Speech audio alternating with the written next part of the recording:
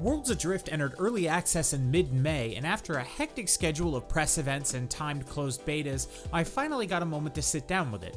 A few websites and early access reviewers have been singing the praises of the game, one even going so far as to claim that it made them believe in MMOs again, and what I found when I finally played it was alright. I'm Colton for MMOHuts.com, and here's my first look at Worlds Adrift.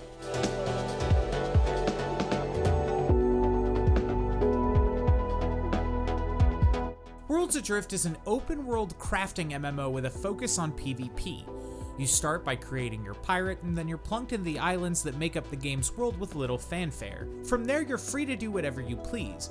There are a few tooltips that give you basic tips on what you should be doing, but beyond that, there's nothing in the way of a tutorial. A lot of the early game is trial and error button pressing. Admittedly, it didn't take long to figure out, as there aren't a ton of mechanics to worry about when you first start. The first thing you will notice though, right from the beginning, is how beautiful this game is. Worlds Adrift has a cel-shaded and cartoonish art style. It feels a lot like a fantastical version of Fortnite, and it works well for this type of game. The sound design is also on point. The ambience is relaxing without feeling empty. This makes it easy to hear when other players are approaching or doing things near you, so others won't catch you unaware if you're not completely zoned out. The user interface needs serious work though. In its current state, it feels incredibly unfinished, but I'm willing to chalk that up to this being an early access build. The controls in Worlds Adrift are easy enough to pick up. You aim with the mouse, move with WASD, and switch items with the number keys. It's a lot like Stardew Valley in 3D, but with fewer crops and more murder. The only real challenge was learning the finer points of the grapple gun. It works well enough for scaling things and swinging around, but finer movements like trying to pull yourself onto the hull of someone's ship or through an awkward opening can be tricky. Once I mastered it, it became one of my favorite ways to move around in the game. It allows for you to pull off some crazy slick moves. The core flow of the game, once you've mastered the controls, is hunting materials. You have a harvesting tool that allows you to get resources from almost anything. You need to know how to make things to use any of it though, but gaining knowledge isn't hard. You start with the scanning tool that can scan just about any object you see and grant knowledge points. Once you've got enough, you spend them on a progression tree to unlock new things.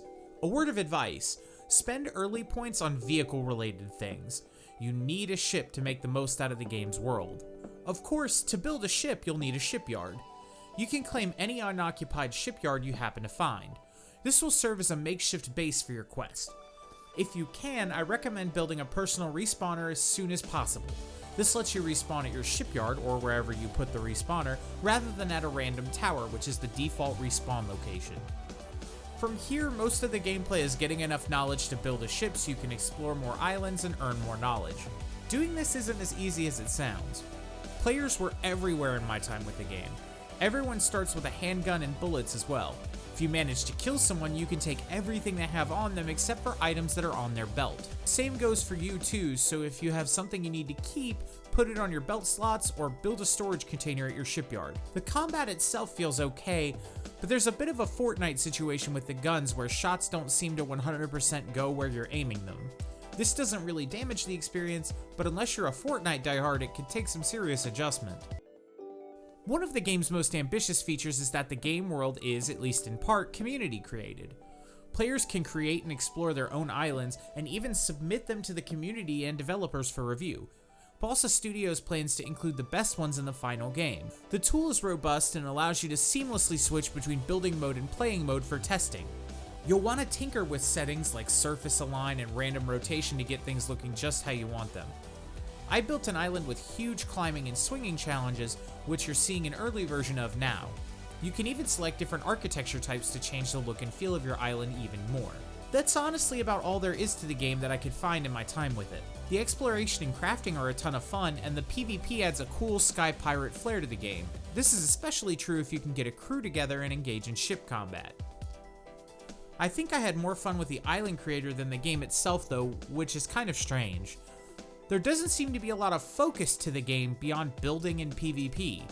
The game has almost no PvE content beyond crafting and a few monsters roaming around. In fact, I don't even know if this qualifies as an RPG. Like I said, it's fun and all, but with the lack of any tangible end goals, it's a far cry from making me believe in MMOs again.